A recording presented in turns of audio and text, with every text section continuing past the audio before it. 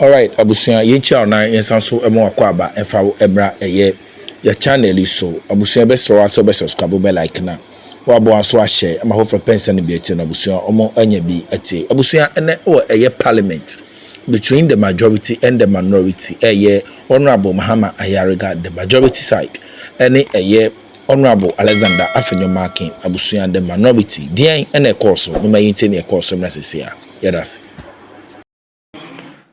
Please go ahead. You have the floor, Minority Leader. The Speaker said that I asked him, and he said he would want to comment before he takes me. That is why I said. No, add your own to it. Very well, that's okay. Speaker, first, there is this issue of Mpox cases. It's on the rise. According to the Ghana Health Service, as of November 25th, confirmed cases of Mpox. Honorable Minority Leader, under what order are you doing that? Mr. Speaker, is that where this parliament is heading to? No, because, Mr. Speaker, respectfully, if we this is where are commenting on the business statement. Speaker, I have been a majority leader before. I need to lay a foundation. Please, Mr. Speaker, let's not do it and you say contempt. On the next thing with that, we should all go for contempt. Please give me some space. I'm laying a foundation. A foundation for what? For the fact that, Mr. Speaker, if we bring the business statement, is brought. It's for members to comment on the statement. In commenting on the business statement, they make input. They draw attention to matters that are in the country, so that the leader of government business will now, if he finds it fit, programs a minister to address the matter, or the speaker will direct that this matter be considered. Mr. Speaker, that is what I know. So what is wrong with me bringing a matter up and requesting the majority leader that a minister be programmed to address the house on it? So listen to me first. I've been there before. I know the rules. Mr. Speaker, Ghana Health Service reports of a rising cases of Mpox. They give official figure to 880.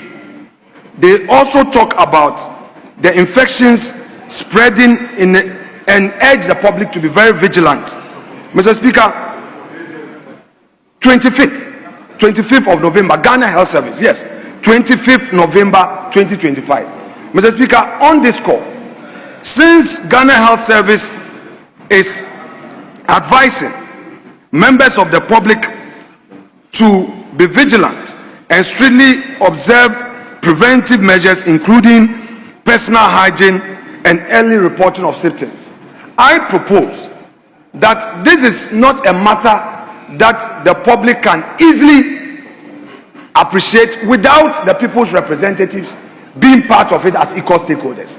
On that score, can the majority leader program the Minister of Health to come to this house and brief the house and assist members of parliament with the necessary protocol so that MPs can relate to this when they get to their constituency? Mr. Speaker, Mpox infection rate rising is a serious matter, and this is coming from Ghana Health Service themselves in their database. They need us as stakeholders to help to deal with this matter. So, Mr. Speaker, that is my first call on the minister, local majority leader.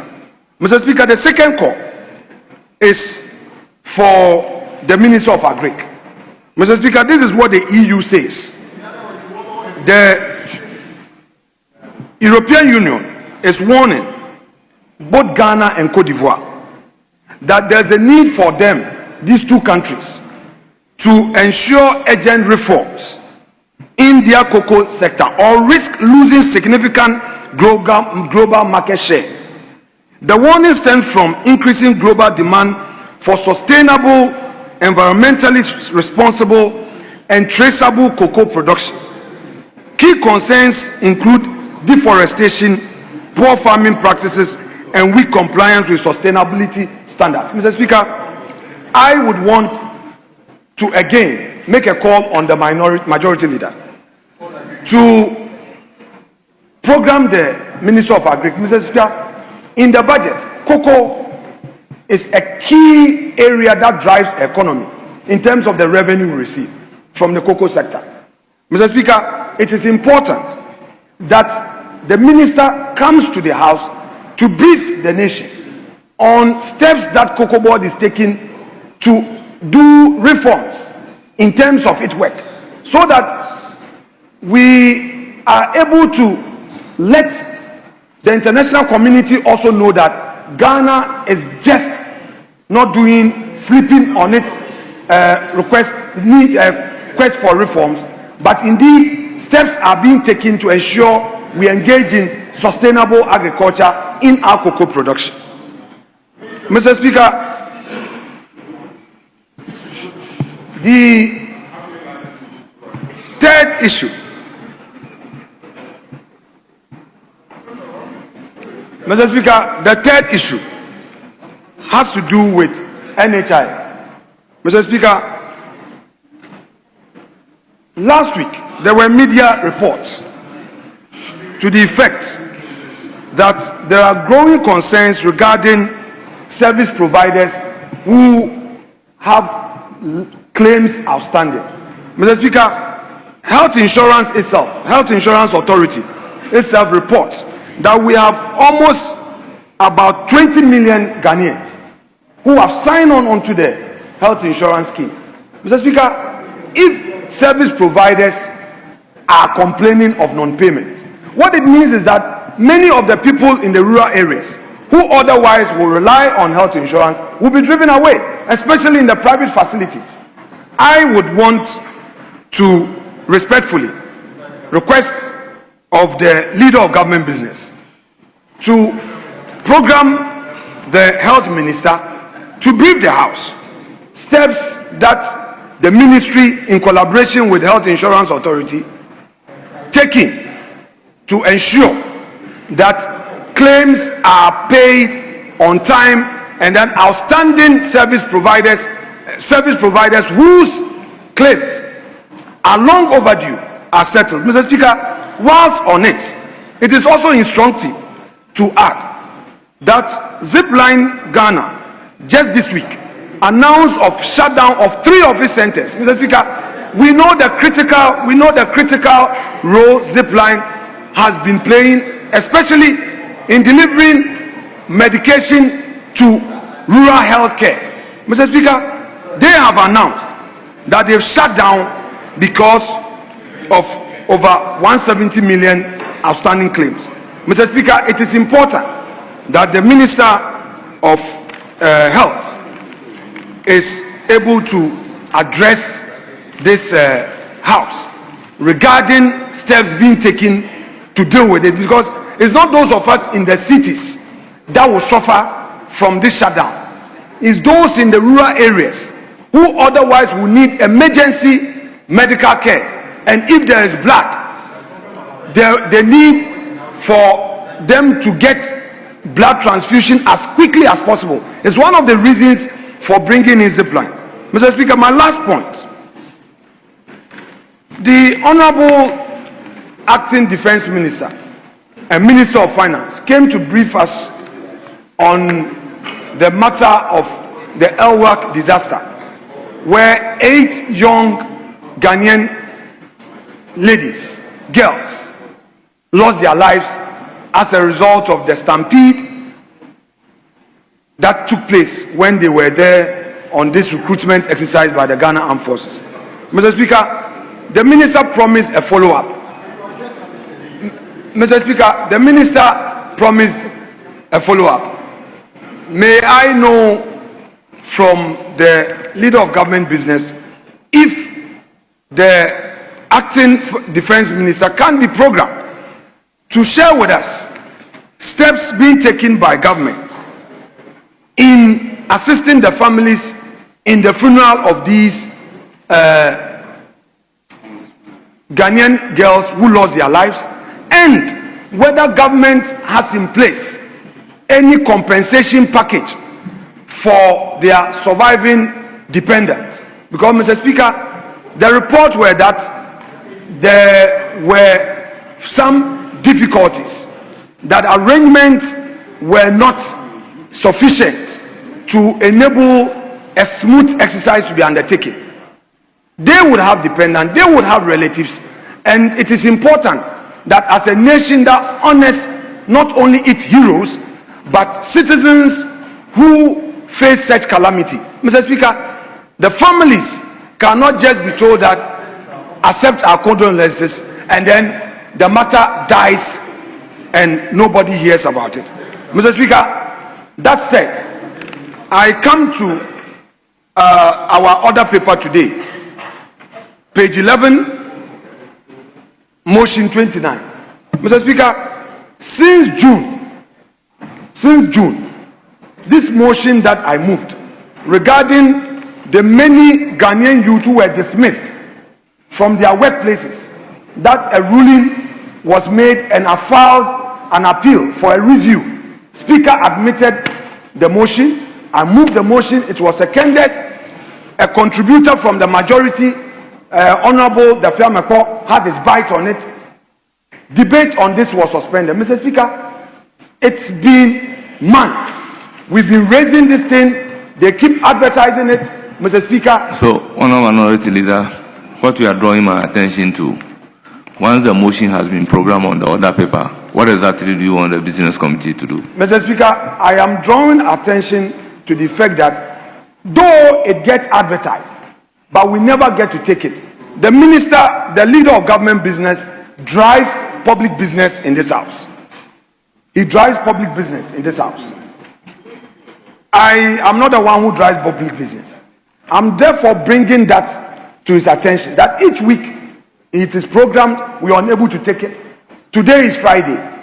Is it going to be business as usual? Because, Mr. Speaker, time is of the essence. We are talking about the livelihood of over 10,000 Ghanaian youths who have been taken away, who have been sent home. They've lost their employment. They've lost their livelihood. And, Mr. Speaker, we as the people's representatives must be seen to be active.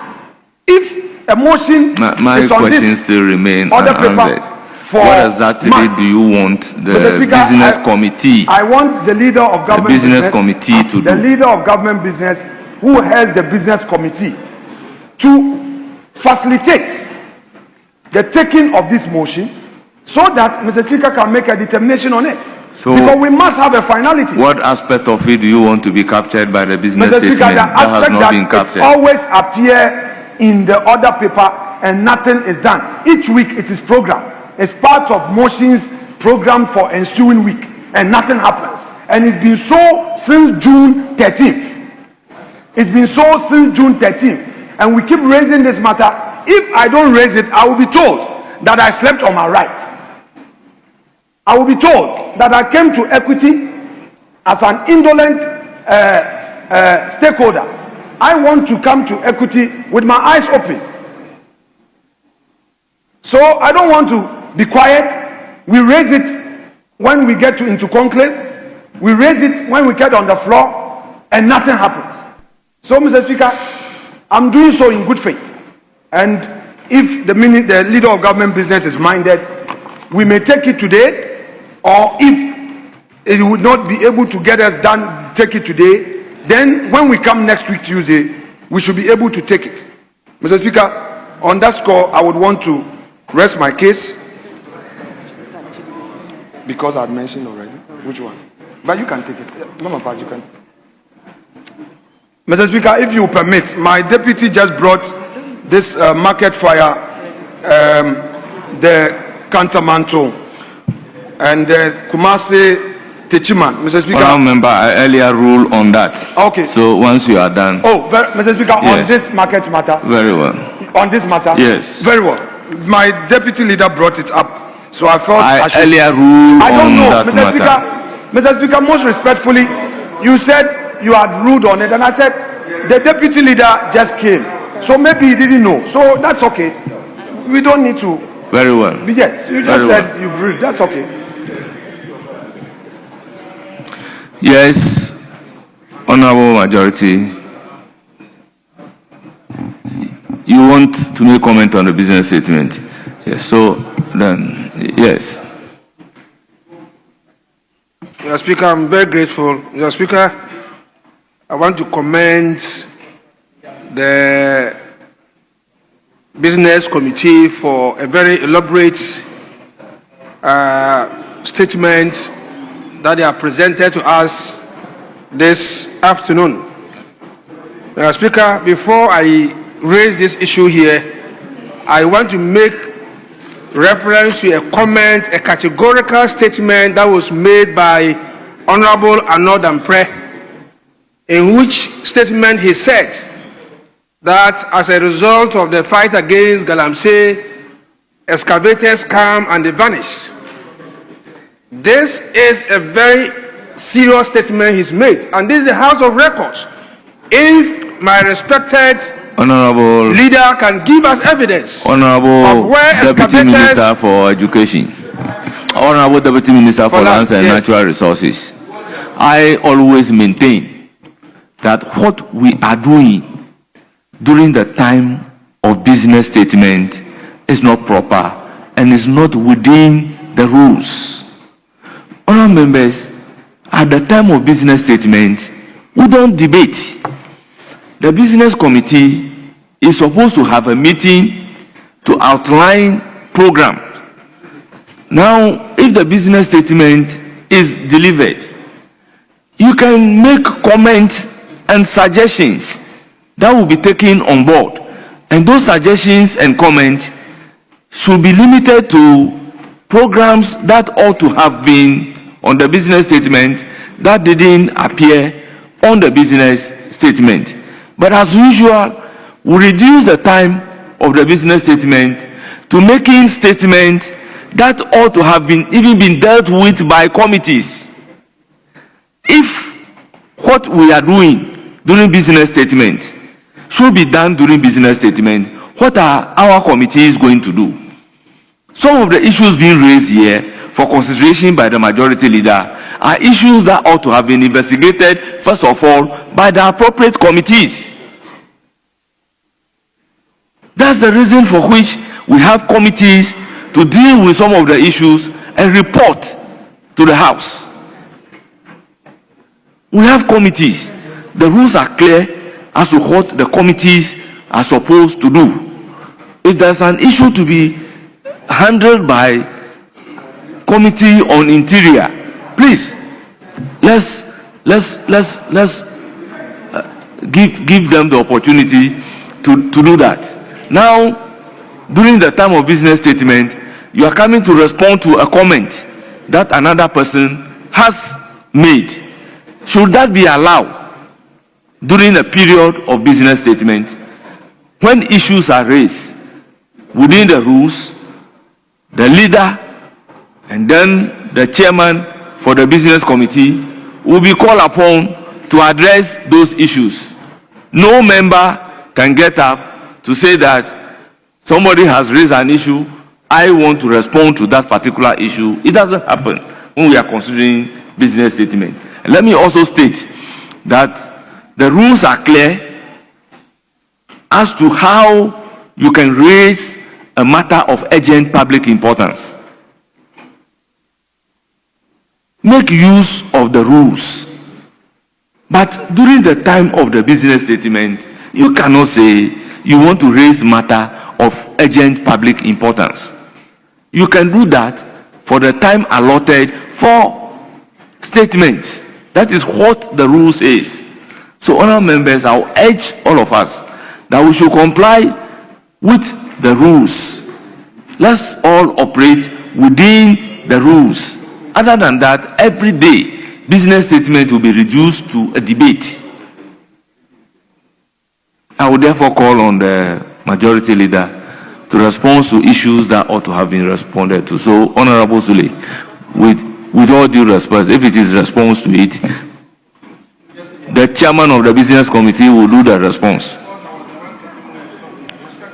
Yes. Yes, okay, make that one statement and sit down. Yes, so, Mr. Speaker, I want to thank you for this correction. And just to say that what you have said is the right thing. And to also suggest that when it comes to time for business statements, we don't make statements that will provoke debate. Once you make a statement that provokes debate, then of course you get a response. And so I respectfully agree with you. So we should and so that take should be the standards. a cue. Don't make provocative and debatable issues, because if you do that, we will respond equally. Thank you. Yes. Chairman of the Business Committee.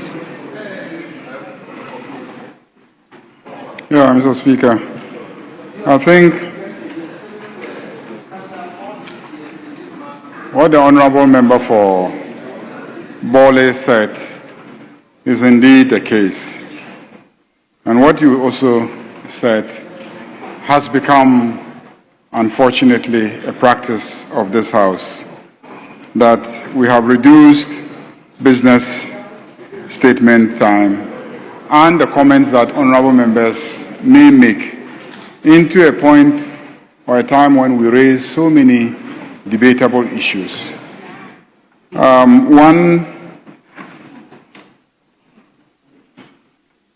Honourable Anodom Press spoke about the Minister for Lands. You know the rules, you know how to get the minister here. You haven't asked an urgent question of the minister. You haven't brought a motion to this House for consideration. You've done absolutely nothing in the past 3 weeks, apart from getting up every Friday and saying minister should be scheduled. Scheduled to come and do what? Scheduled to come and do what? We haven't asked him a question, so how can he be scheduled? We haven't asked him a question. We haven't told him there's an urgent question that he should come to this House and respond to. So just getting up and saying the minister should be scheduled to come and speak to Galamsey. If he wants to come and speak to Galamsey, he can come to speak to Galamsey. But if he prefers to be in the field dealing with Galamsey, I would recommend that he remains in the field dealing with Galamsey.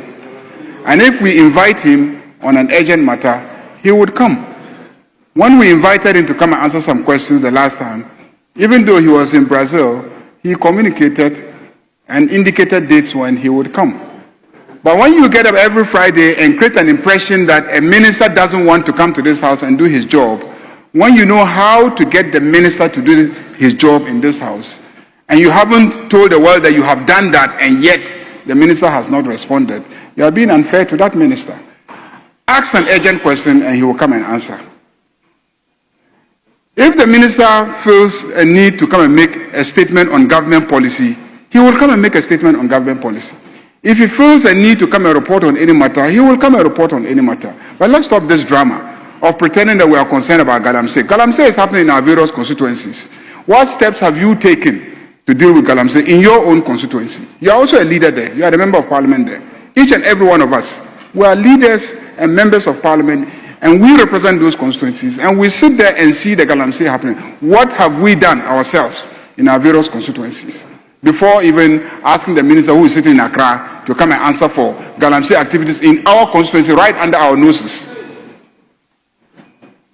Well, you talked about the Kumasi road, that if you drive on the Kumasi road from Accra to Kumasi, how many of you are MPs for the road from Accra to Kumasi? What have you done in your constituencies to deal with it? That you think that it is the Minister for Lands who must come and deal with the problem. You are sitting there, the people who are digging are your constituents, the police that are there are your police, the assembly is your assembly, and then the municipal and district security council is your municipal and district security council. You are a member of the assembly. Have you reported, the chiefs are your chiefs, have you reported what you have tried to do in your constituencies as members of parliament to deal with Galamsey? I haven't received any report